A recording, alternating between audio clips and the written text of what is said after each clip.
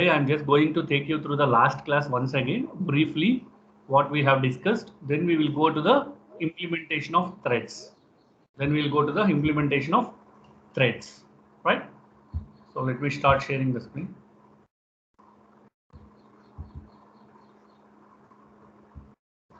Yes.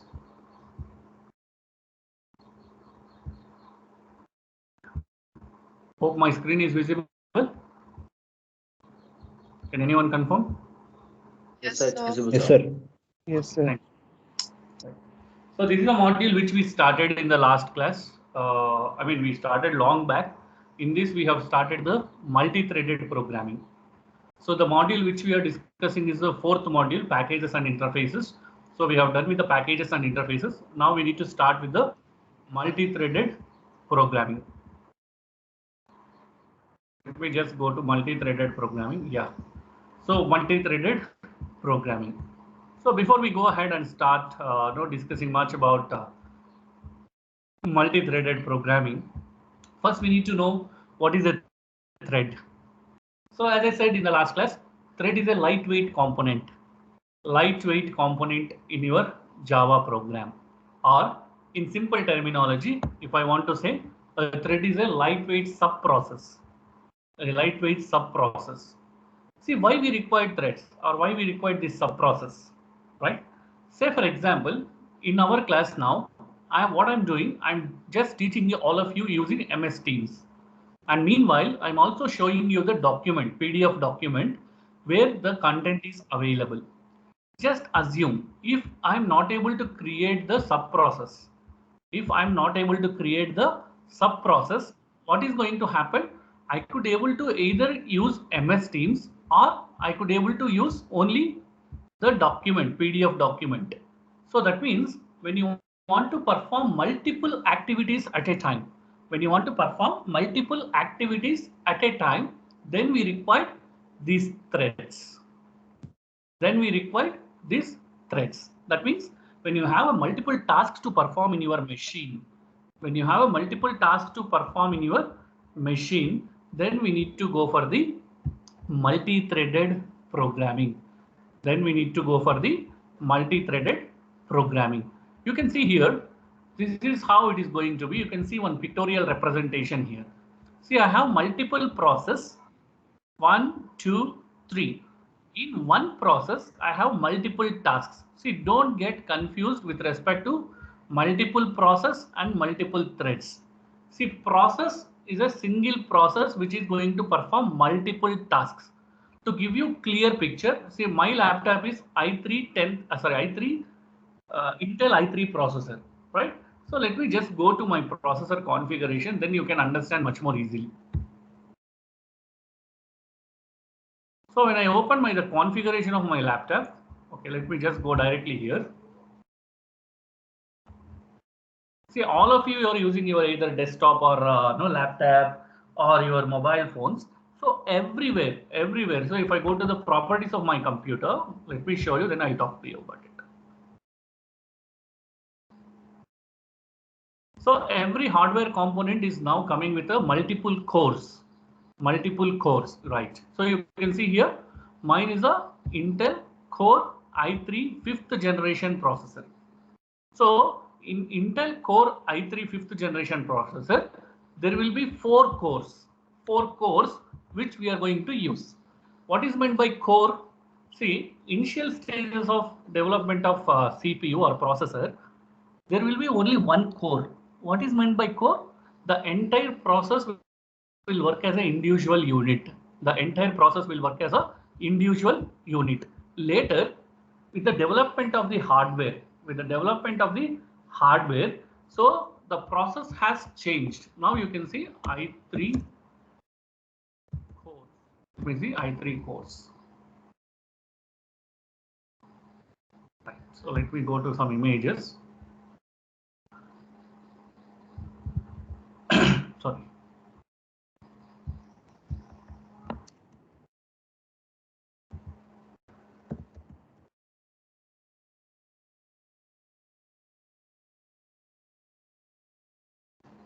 Yes. So you can see here, This is how it has been divided. Let us just admit someone has come.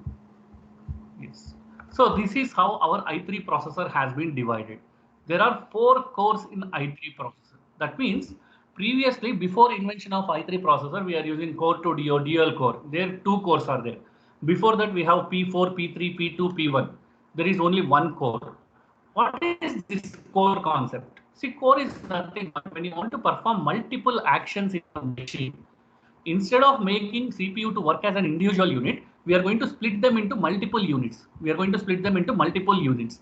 So each and every one unit will perform one task. Now what is going to happen when each and every unit is going to perform one task like this? Where it went? When each and every unit is going to perform one task like this, then what is going to happen? The system performance will increase. System performance will increase. See, usually vague terminology what we use is, if someone is coming and asking you, saying that, hey, which processor is good? I want to buy a laptop, which processor is good? All of us will say i7 processor. Why i7 processor? So technically this is the difference. See, in i7 processor, we have 8 cores like this. So that means your CPU is going to work as a 8 CPUs. Here in i3, it will be 4 CPUs. So based on that, the clock speed of the system will be defined. You can see here, this is the clock speed of my system, 2 gigahertz. So basically, when you want to make your hardware to perform much more efficiently with a good speed, then we are going to use this cores. See, why I am talking all this background is, when it comes to multi-threaded programming, so we will be having multiple processors which are running. We have multiple processors which are running. Within this multiple processor hardware components, I want to have a software splitter for each task. I want to have a software splitter for each task. For that, I'm going to use the threads. For that, I'm going to use the threads. See, when you talk about multitasking, when you talk about multitasking in a machine, it can be done in 2 ways. One is based on process. Second one is based on threads. Please try to understand. If you have any doubt, ask there itself. See, when you want to perform multiple tasks in your machine, in your computer machine, there are 2 ways. First one is called process based. Second one is called thread based. What is process based? So this is the process based. The processor is going to define number of process and then it will be given with a task. What is thread based? So threads are nothing but an individual components which we are going to create. They are going to perform multiple tasks at a time. Multiple tasks at a time. When you do multiple tasks at a time, what is the advantage? The performance of the system will grow. The performance of the system will grow. See, usually for this, we will tell one funny example. See, most of us, we have seen temples. Of course, there are some non-Hindus, that is not an issue. Like in temples, what will happen? Or let us take an example of college. Let us take an example of college. College is a process. College is a process. In college, we are conducting Independence Day celebrations. We are conducting Independence Day celebrations. So when you conduct Independence Day celebrations, what will happen? All the students will attend the Independence Day celebration. There is a sweet distribution campaign. There is a sweet distribution campaign. Try to understand. A college is a process. A college is a process. Within that, we have multiple cores. What are the multiple cores? ECE, CSE, ISE, electrical, mechanical, civil. These are all the multiple cores we have. Now, college is conducting Independence Day celebrations. College is conducting Independence Day celebrations. After the celebrations, we want to distribute sweets to all the students. All the students, I want to distribute sweets. Now, what is going to happen when I maintain only one process? When I maintain only one process, that is one counter to distribute all the sweets. To distribute all the sweets. And if I have 2000 plus students, what is going to happen? It will take so much of time to distribute the sweets. So much of time to distribute the sweets. Now what I'm going to do? I'm going to distribute that to process. What is process here? Individual department. Now I'll put 6 counters saying that you go to your concerned department. See, you all belongs to ISC. You will come to ISC counter to collect the sweet. ISC counter to collect the sweet. That is called process based. That is called process based. So there is an entire process called SVCE. Within that, I'm creating number of process, ISC, CSE, ECE. and each and every allocated resources, that is students, are going to that process to collect the sweets. So this is process based. Just assume we have 60 students multiplied by 4 years, 240 students. Again, what is the problem? If you take 1 minute for each student, they need to wait for more than 4 hours. More than 4 hours. Again, the process is not so good. Then what to do? We need to go for the still more refinement. For that refinement, what I'm doing? I'm using threads. What is threads here? In the faculty members of ISC department. Say, for example, I'm taking an example of Nayana ma'am, Satya sir, Aruna ma'am, Guru Prasad. So we have 4 faculties. What I did, I gave them or assigned them individual tasks, saying that Nayana is 1 thread, Satya is 1 thread, Guru is 1 thread, Aruna is 1 thread. So Nayana is going to distribute to first year students, Satya is going to distribute to second year, Aruna is going to distribute to third year, Guru is going to distribute to fourth year. Now what is going to happen? No student has to wait for 4 hours. Within 60 minutes, all the sweets can be distributed. Now what happened? We have created multiple threads to perform the tasks. Now the process has refined much more. The efficiency has been improved. The performance has been improved. If you take college level, you need to wait for 10 hours to get the sweet. If you go department level, 4 hours. If you go semester or year wise or semester wise, you will get 60 minutes. Still more, if I want to reduce the process, I'll create subthreads. What is subthreads? Under Nayana madam, who is distributing first year sweets, I'm giving Chetan sir, where I'm telling that Nayana ma'am, you distribute between 1 to 30 USN number. Chetan, you distribute between 30 to 60 USN number. So I'm creating one more subthread, sub-process. Now you need to wait for only 30 minutes. See, this is the process called multi-threaded programming. So that means we are creating multiple threads in order to improve the efficiency, in order to improve the throughput, in order to improve the performance of your system. Same thing will happen in your mobile phones. See, way back we used to get 2 GB RAM, 4 GB RAM. We are getting MediaTek processor. We are taking some Helio processor. What is this processors are doing? They are trying to refine your system such a way that it is going to the gross level, that is root level, not gross level, root level. Refinement has been done. Maximum performance will be extracted from the machine. This is one of the best example you can remember for your examination also. But don't write the same example. Technically, you need to write it. Now let us come back here. So this entire big circle which you can see, OS, operating system, this is Venkateshwara College of Engineering. Within that I have 3 processes which are working. Let us say CS, IS, ECE. Still we need to refine. I'm going for the threads, that is individual, department, year-wise students. Still I want to do it. Still I can go like 1 to 30, 30 to 60. So this is called multitasking or multi-threaded programming, which we can implement in any programming language. But here we are going to study about the Java. Is it clear, everyone? Is it clear to everyone what is process based, what is thread based? Now, if it is clear, raise your hands. Still any doubt, you can ask.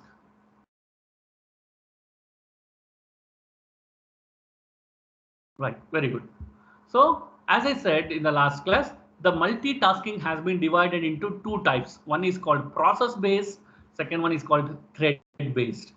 When you do process based multitasking, then it is called multi-processing. When you do thread based, it is called multi-threading. So as I said example 2 minutes before, the process based is nothing but each process have its own address and its own task to be performed. But what is the disadvantage of process based? It will become heavyweight, because just assume same sweet distribution example. If department is doing together as one department for 4 year students, then it is a hectic process, right? And cost of communication will be high. What is cost of communication? We need to wait for so much time to get our turn. We need to get so much time to get our turn, right? So switching from one process to another process is also required so much of time. So it requires some time to do that, and it is not so efficient. That is the reason we are going for the thread-based multitasking. What is thread-based? All of them are using same address space. All the faculty belongs to ISC only, and individually they are going to work. When individually they are going to work, cost of communication is very less, because Naina ma'am is going to talk only first year students. I am going to talk only second year. Aruna will talk to only third year. Guru will talk to only final years. So the cost of communication is very less, and it is highly efficient. So this is what multitasking is going to happen, thread-based and process-based, right? To give you technical example for this, see, till now I have given one simple example which is non-technical. Now let me give you a technical example for this, right? Say for example, I want to perform addition, subtraction, multiplication, division operations together in my laptop. What I'm going to do, if I give all together to a single process, so if addition is happening, multiplication, division, subtraction has to wait. Now the cost of communication is going to increase, and it is a heavyweight work, because process has to do one operation, then only it can go to the multiple. Instead of that, I'm writing a program where I'm creating a threads. T1 is addition, T2 is multiplication, T3 is subtraction, T4 is division. And when I give it to the processor or process, the processor, what is going to do? It is going to execute all 4 threads concurrently, continuously they are going to execute. Then the efficiency will be increased, the process speed will be increased, you will get the desired results within no time. See, if you do process-based multitasking, you will get the same results. If you do thread-based also, you are getting the same result. But the difference is the performance, the time taken to execute the task, right? So that is called process-based and thread-based, right? So as I said, there are so many advantages. Few advantages we listed here are threads are lightweight compared to process, and thread shares the same address space, so they won't no need to waste the memory, right? So context switching is very easy. Sorry, context switching is very easy between, say for example, if first year suite distribution is completed, Naina ma'am contribute to the second year or third year or fourth year, like sub process, right? Intercommunication is so easy, and it's very less cost, and you can perform multiple tasks concurrently. That is what we are telling. This is an instance which you can understand. We created one main thread, and main thread created a two sub threads, thread 1 and thread 2, which is working concurrently. Main thread is also running, thread 1, thread 2 is also running, right? So what is meant by main thread? Main thread is nothing but when you create a Java program, or when we work with a Java program, the first thread which you are going to create is called as main thread. The first thread which we are going to create is called as main thread. From this main thread, we can have any number of subthreads, or we can also call it as child threads. Right? So as I said in the last class, the thread execution will be in the order of first in, first out. Which thread comes first, that will execute first. And this is an important concept for your VTU exam as well as for the interview. It is an important concept for your VTU exam as well as for the interview, which is called thread life cycle. So what is the life cycle of a thread? See, thread life cycle have 5 states. The first one is new state, runnable, running, terminated, blocked. New state, runnable, running, terminated, blocked, or it is also called as non-runnable. See, the moment you create the thread, it is in the new state. When you assign some task, it will start the task. When you assign the task, it will start the task, then it will go to runnable state. It is not started the process. It is just going to start the process. Then it is runnable. When it is executing the process, then it will be in the running state. So once it completes the running using the run method, then it will exit. When it get exited, then it will be in the terminated state. So that means The moment you create the thread, it will be in the new.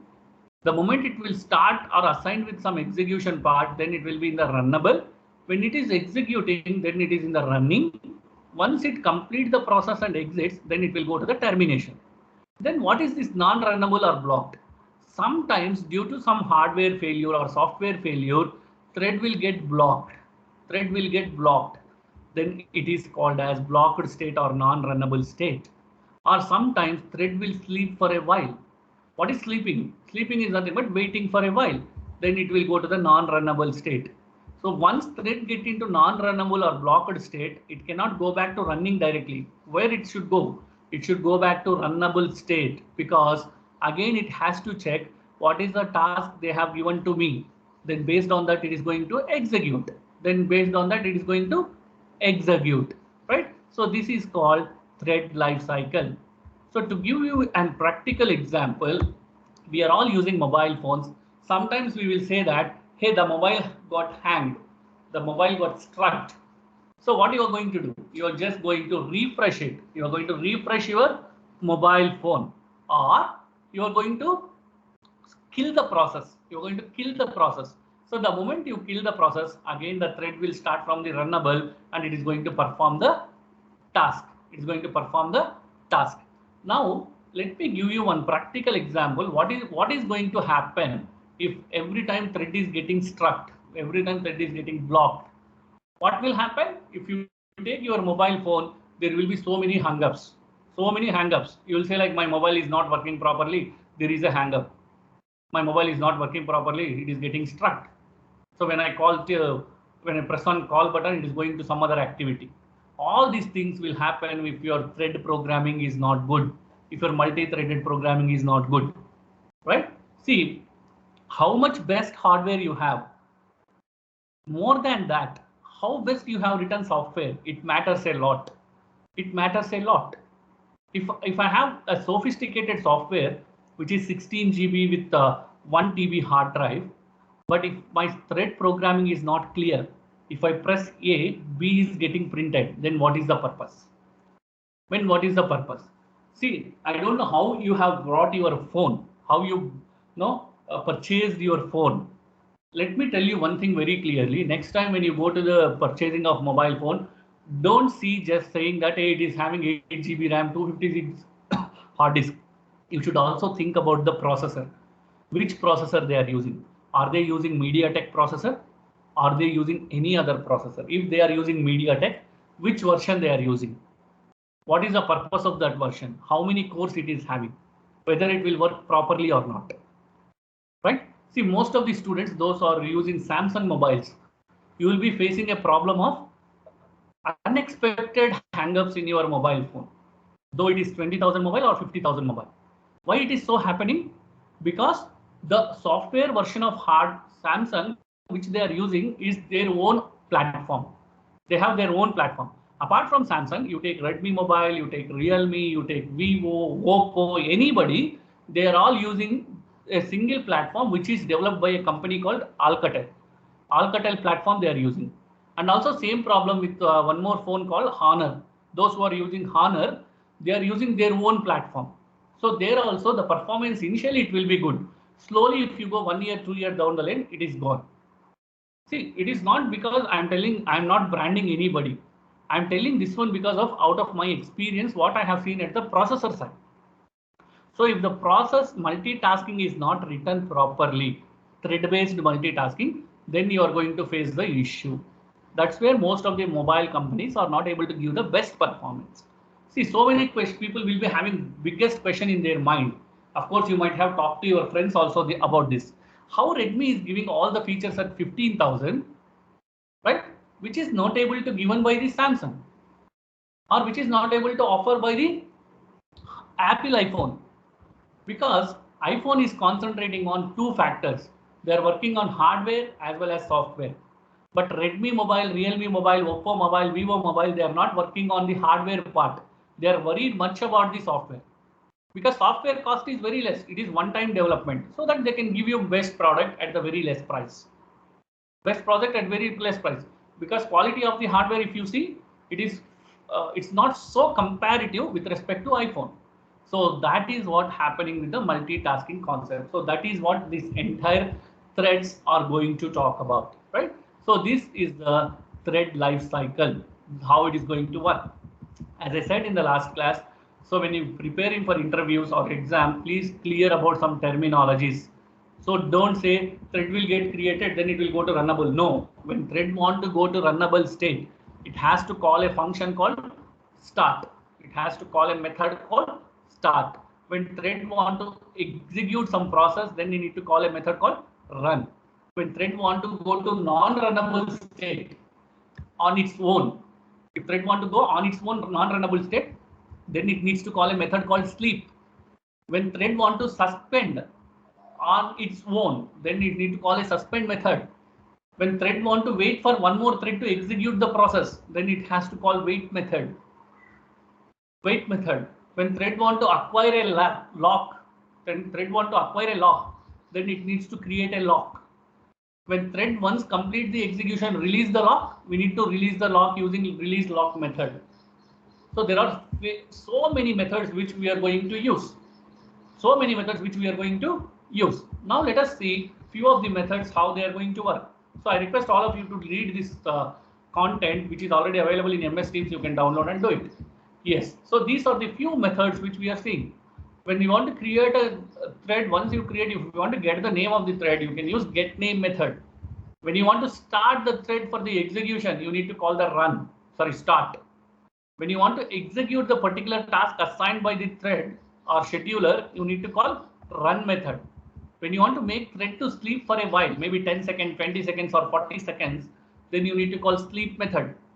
Suppose if you want to make this thread to stop the execution, execute another thread, then you need to call yield. When you want to do multi-threading, that is combining multiple threads to execute the process, join method. See, these are the few methods which we have done. There are so many methods. When we go to program, we will see all those things. It will be implemented in Java. As I said in the last class, thread can be implemented in two ways. One is using runnable interface, which is the package called java.lang.runnable. Java.lang.runnable. You can see here. So if I want to implement runnable interface, I need to use java.lang.runnable. If I want to use extending the thread class, then I need to use java.lang.thread. See, personally, if you ask me which one is good, I won't say which one is good. Both are good. Depending on your requirement, depending on your client requirement, you need to choose whether to go with runnable interface, whether to go with the extension of the threads. See, most of the people, they'll go for runnable interface because there are so many advantages which we are going to see. Now, how to do it? Already you know extending the thread. What is extending the thread? It is nothing but we are going to create one thread and we are going to create a class. For that, we are going to extend the threads. It is something like your inheritance. It is something like inheritance which we are going to use. Right? Now you can see here. Yes, any doubt, someone? Okay, is it clear till now? Any doubt? Is it clear? If it is clear, raise your hands. Any doubts, please ask. This is very important, not only for exam, not only for interview, once you become software engineer also. If you are assigned with a Java project, you should be very clear with the threads, because thread plays vital role in our day-to-day life also. In our day-to-day life, whatever hardware you touch, whether it is mobile phone, laptop, desktop, any top, but threads are very important. If your thread programming is not clear, that means your hardware is not going to function properly. Your hardware is not going to function properly. Right? Fine. So what is the relation of a core and a process? Okay, very good question. So Ashish is asking, what is the relation between a core and a process? See, the entire processor is taken as one processor. Within that, we are going to create the process. See, process are nothing but each and every individual activities. Each and every individual activities. See, this core, okay, let me just come back here. This core is going to have multiple process. This core is going to have multiple process. As I said, addition is one process, subtraction is one process, division is one process, multiplication is one process. So this core is a hardware component, whereas process is a software component. Within this, we are going to create one process which needs to be executed by this core. See, if you see overall picture, it is a CPU. It is your CPU. CPU is going to perform multiple process, and every process has its own execution procedure that will be written by you. Right? So basically, if I want to say in simple terminology, the process is a software which needs to execute some task, and this process will be controlled by the hardware called core. This entire cores are controlled by a hardware called processor. That is your CPU, right? That is the reason if you see the first example here, I mean first diagram, let me just come back.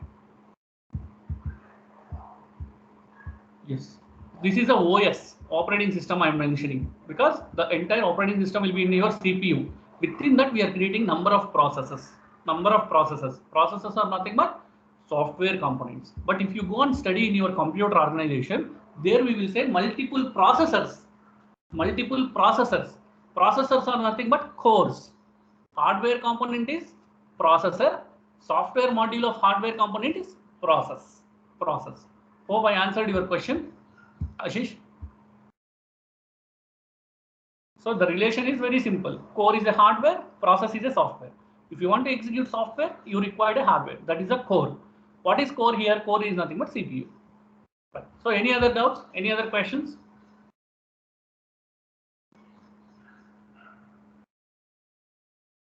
All right. So you should also inculcate the habit of asking questions. When you ask questions, you will get so many doubts. Then you can become master in that. Okay, fine. Right. So let me just come back how the threads will be implemented in the Java. Yes. So we are here. So as I said, the first method we are going to see extends. See, I'm creating a class called multi, extending the thread class. So thread is a default class in Java, which I am extending it. So within this, I am running some task. As I said, when you want to make thread to running, you need to call a method called run. Within that, I'm writing some logic. Now I'm going to main function. How to create a thread? I mean, how to create object for class multi. Usually what we are doing, multi class name object name equals to new multi. So same thing we are doing, and we are starting that object. Why we are starting? Because it is extending the thread class. What is the first method in thread class? Let me just go back. Sorry, let me just go back. Oh, I went little low. Yes, see here, what is the first method in the thread class? Start. So whom I am going to start? I'm going to start with respect to object. That's why I'm mentioning t1.start. So the moment when I call t1.start, it will go to the thread class, which is extended from the main class, and it will come here. It will see run method and it will print whatever is running here or whatever is exactly happening here. We'll see in depth of it, all those things. So basically, when you want to implement extending thread class, you need to use extends keyword. For the main class. We are going to create a thread. So thread is going to be your default thread, which is getting created in your Java. This is one way. Second method, we are telling that runnable interface. What is this runnable interface? So this is one of the easiest way to create a thread class or threading or multi-threading, whatever you call it as. So how we are going to create a thread? For thread, we are going to give some parameters. What are that? Runnable thread object and thread name. Runnable thread object and thread name. So that means we are going to pass some parameters for the thread. Let us see an example so that you can understand. Now what I'm doing, I'm creating again main class, my thread. For this, implementing the runnable class. Sorry, runnable interface, not class. I'm creating a runnable interface. So implements is a keyword. Here also I'm using same run method only. I'm not doing any wonders here. Then instead of calling main function, I'm creating another class called myThreadDemo. Within that, I'm creating an object called empty new thread, right? New my thread. So this is my object. Previously, what I did, directly I called the start method. But here what I'm doing, I need to create a thread for this object. How to create it?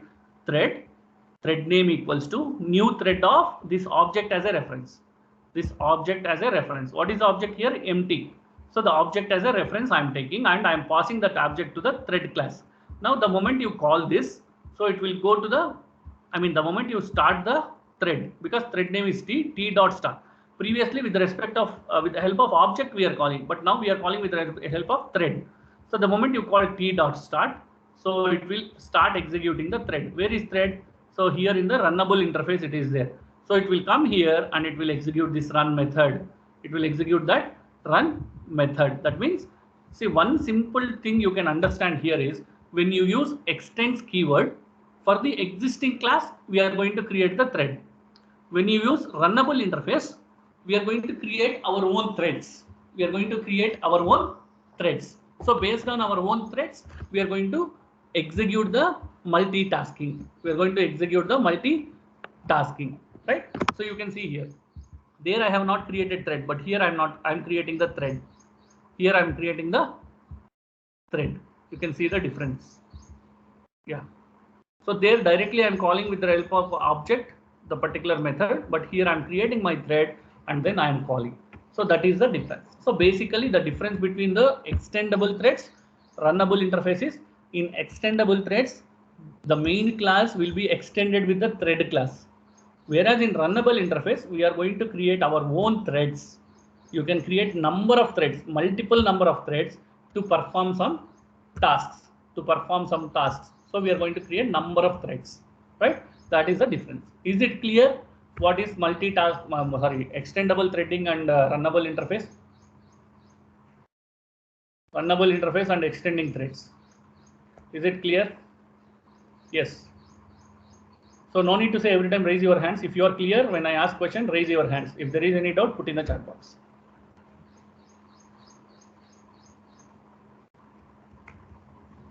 Right. I know there will be little confusion with respect to extending and runnable.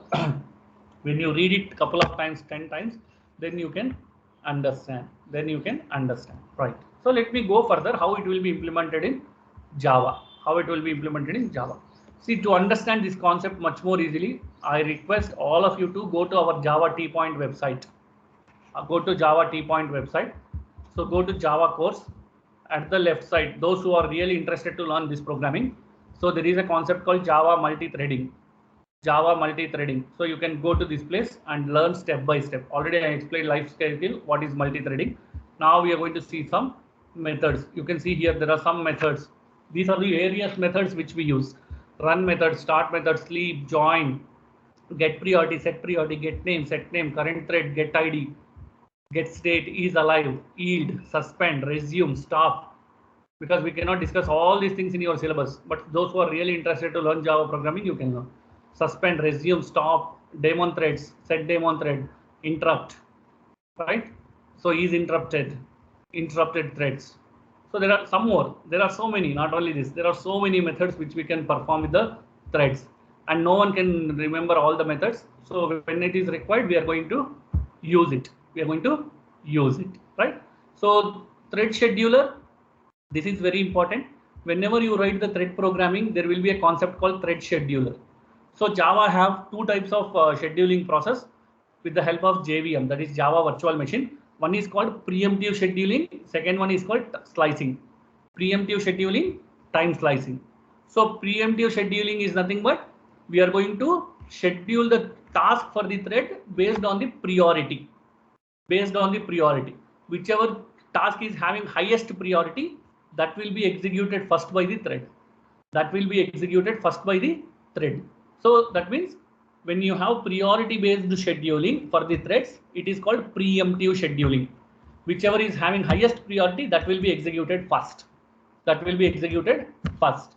Suppose if you don't have priority for the activities, if you want to do time based, then it is called time slicing. So based on some predefined times, we are going to schedule the task for the threads. Right? That is called time slicing.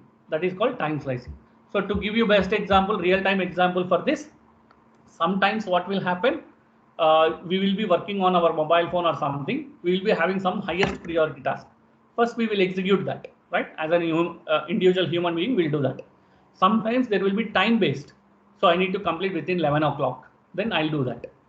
Or take your assignment work only. If all 6 teachers has given assignment, so one teacher said you need to submit by 4 o'clock. One teacher said 5 o'clock. One teacher said 6 o'clock. So based on the time slicing, you are going to work. And within that, you need to prioritize the task. Which assignment I need to complete fast? First, I need to do that. which assignment I need to complete second, then I need to do that. So priority based is called preemptive scheduling, time based is called time slicing, right? So these are the two ways we are going to perform the scheduler task in the Java. What is the purpose of scheduler? It is going to schedule the task for each and every thread, right? So this is about the basics of threading, all those things. In the next class, we are going to see the programs with respect to how to implement runnable interface, how to implement extendable threads, right? So any doubts are there, you can ask now for the next 2 minutes.